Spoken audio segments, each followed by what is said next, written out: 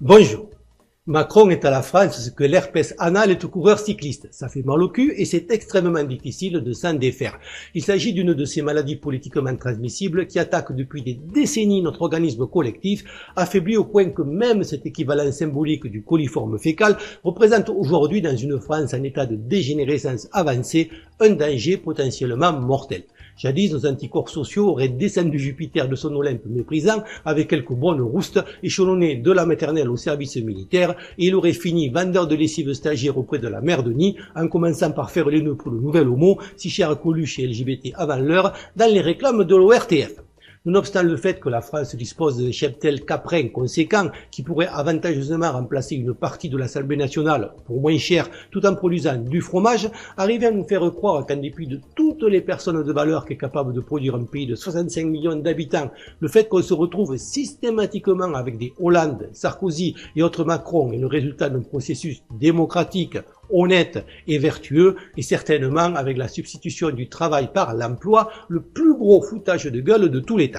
Un peu comme si, de tout ce qu'a produit Descartes, au lieu de retenir le discours de la méthode, on ne retenait pour le représenter que le ténia de 5 mètres qu'il a expulsé quand il avait 10 ans, et que ce choix ne choquait personne. Ces homuncules qui, de par tout ce qui émane d'eux, sont une insulte permanente au peuple qui sont supposés représenter aux yeux du monde, sont spécialement sélectionnés et nous sont imposés par un système totalitaire,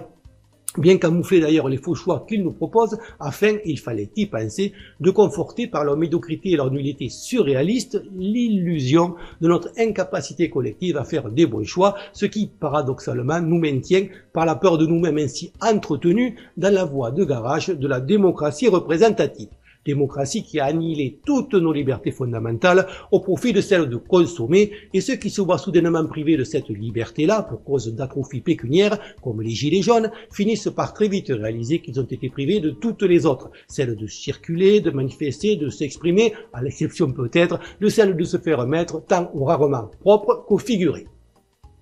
Si l'on pourrait, à la limite, supporter un système monarchique ou totalitaire qui aurait l'honnêteté d'annoncer la couleur dès lors qu'il manifesterait, ne fût-ce que par orgueil, un vague souci du bien commun et ferait son possible pour que les frigos soient raisonnablement pleins, il en va autrement lorsqu'il s'agit d'un système mafieux de spoliation qui non seulement nous vend à la découpe à des intérêts étrangers, mais qui en plus nous prend pour des cons avec ces valeurs de la République qu'il nous assène à coups de matraque. Qu'on l'apprécie ou non, force est de constater qu'Alain Soral a récemment rejoint la déjà trop longue liste des Renoir, Rissen et autres Lelay, condamnés à de la prison ferme pour leurs opinions dans le soi-disant pays des droits de l'homme qui a eu un temps Voltaire sur ses billets de banque, et que ce durcissement à son égard, alors qu'il tient le même discours depuis plus de 10 ans, coïncide bizarrement avec l'apparition des Gilets jaunes qu'il soutient abondamment sur son site. Gilets jaunes qui remplissent les tribunaux et les prisons, tandis que des criminels se baladent en liberté ou avec un bracelet électronique comme Claude Guéant, lampiste sarkozien, qu'il a à peine fallu 15 ans pour condamner, la libido judiciaire oscillant entre l'impuissance érectile envers les politiques et l'éjaculation précoce envers ceux qui n'ont pas la décence de crever en silence. Sachant en revanche que, sauf si on les fait agresser par de faux gilets jaunes dont on pourra se demander comment ils auront pu pénétrer dans le périmètre, les braves qui vont prochainement manifester pour soutenir Macron, transportés gratuitement de tous les coins de France dans des bus payés avec nos sous et à qui les CRS porteront des boissons chaudes et masseront les pieds quand ils seront fatigués, ne seront pas inquiétés et nous indiqueront la main sur le cœur et le regard outré que la France est une démocratie, qu'ils n'ont subi aucune entrave dans leur droit de circulation, de manifestation et de parole et pourront, tel le CID, déclamer « Nous partîmes 500, mais par un prompt effort, ils nous virent 100 000, BFM mais consorts. » Après le coup de la cagnotte aussi bidonnée qu'illégale pour soutenir nos braves CRS qui souffrent de tennis elbow dans l'indifférence générale, voici donc qu'on importe le concept de manifestation bidon, comme aux États-Unis, où Soros paie les participants 30 $ de l'heure pour dire que Trump n'est pas gentil. Mais Macron, dont on attend toujours qu'il justifie la provenance de 144 000 € sur ses comptes de campagne, à moins de scrupules et ne va pas payer de sa poche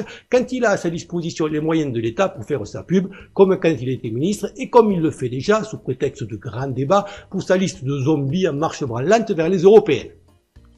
Un grand débat sans gilets jaunes, tenu à distance par quelques milliers de policiers xanthophobes, la xanthophobie étant la phobie du jaune, débat au cours duquel des maires, entassés comme des poulets en batterie, classés label bleu, blanc, rouge par les préfets qui les ont sélectionnés, se voient accorder le privilège, sous la houlette des deux ministres impartiaux qui animent la chose, de poser, tel Francis Blanche à Pierre Dac, deux questions au Tsar Rabindranath Macron.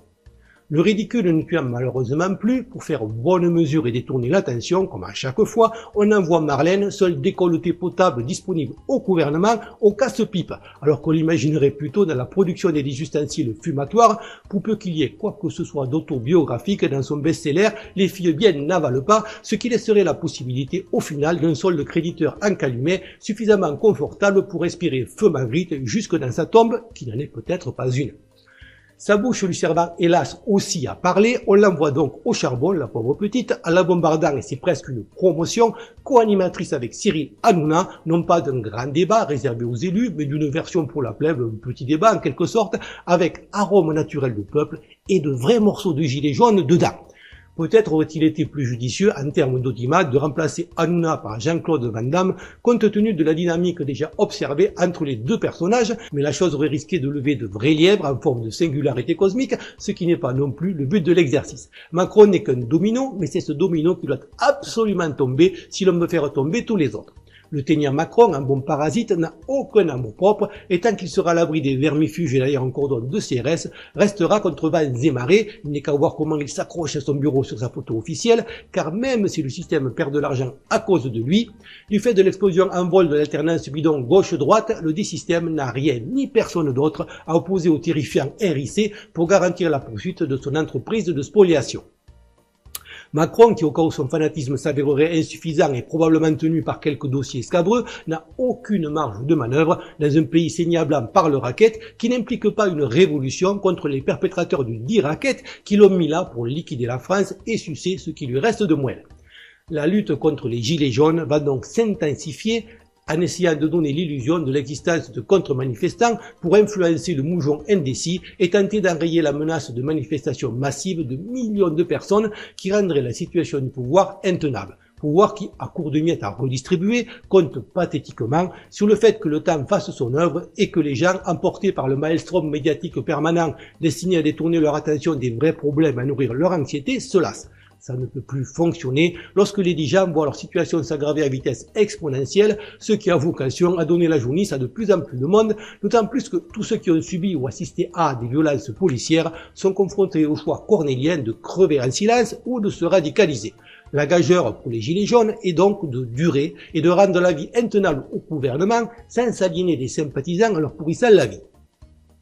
Le sabotage des radars et les péages gratuits se sont avérés stratégiquement plus efficaces dans cette optique que le blocage des routes, mais c'est une pente glissante et il ne faudrait pas qu'en se baladant sur le projet Gutenberg, quelques gilets jaunes anglophones tombent parmi les documents déclassifiés et rendus publics par le gouvernement américain sur le guide de sabotage rédigé par l'ancêtre de la CIA, l'OSS, dans les années 40. Sachant qu'il suffit d'une simple patate pour immobiliser pacifiquement et sans violence ni dégradation un fourgon de CRS, je vais pour ma part limiter mes suggestions aux actions légales et pacifiques qui de toute façon sont les seules qu'on a le droit d'encourager. Les forces de l'ordre sont le seul rempart qui permet aux parasites qui nous gouvernent de se maintenir. La priorité est donc de les fatiguer et de les user moralement et psychologiquement. J'ai quelques idées sur une campagne de clips pour les démoraliser, que je ne peux hélas réaliser tout seul, faute de temps, de matériel et de figurants, mais si vous êtes bien impliqué dans les gilets jaunes et que l'idée vous intéresse, faites-vous connaître dans les commentaires. Il faut également varier les actions et en annoncer en semaine, sans dire le jour, certaines pouvant par ailleurs être bidons, pour obliger le déploiement permanent, intenable sur la distance, d'un grand nombre de forces de l'ordre qui en outre devront surveiller H24 tous les lieux de pouvoir, préfectures, hôtels de ville, centres des impôts, journaux, médias, loges maçonniques sur l'ensemble du territoire. J'ai entendu parler de manifestations de nuit, c'est dans l'esprit. Si l'on veut être taquin, un parcours dans le 9-3 sous le leitmotiv « Les banlieues avec nous », avec à l'arrivée un Michoui géant au Stade de France, qu'on envisage discrètement privatiser lui aussi, serait un cauchemar pour le gouvernement qui risque l'émeute s'il coupe les transports ou s'il envoie massivement des CRS dans le coin. Même s'il aurait beau jeu, et c'est un risque à ne pas négliger, de puiser dans son catalogue de fichiers S et de policiers infiltrés pour tenter de générer des affrontements communautaires qui serviraient ses intérêts. Moins risqué mais plus médiatique, un pèlerinage massif à Lourdes avec des pots de d'un cierge et prière commune œcuménique pour que Dieu nous débarrasse de Macron par tout moyen qu'il jugera utile. Concernant les affichages, on peut réaliser grâce à certains logiciels gratuits le découpage et l'exportation en PDF en 200 feuilles A4 d'une affiche standard de 4 mètres sur 3 qu'il suffit d'imprimer par petits paquets à répartir entre personnes ayant accès gratuitement à une imprimante pour produire pour le prix d'un rouleau de scotch de quoi recouvrir des panneaux d'affichage inutilisés par des images géantes promouvant les gilets jaunes, le RIC, demandant la démission de Macron ou dénonçant la violence policière. Il est également possible de faire le tour des hypermarchés, lesquels, s'ils ne veulent pas voir, par exemple, des centaines de personnes monopoliser un chariot et encombrer les rayons sans rien acheter, ce qui est tout à fait légal, se feront un plaisir de diffuser en boucle sur leur plus grand téléviseur les vidéos qu'on mettra à leur disposition sur une clé USB. Il est aussi possible, j'ai vu passer cette idée dans les commentaires, de se rendre en masse devant les commissariats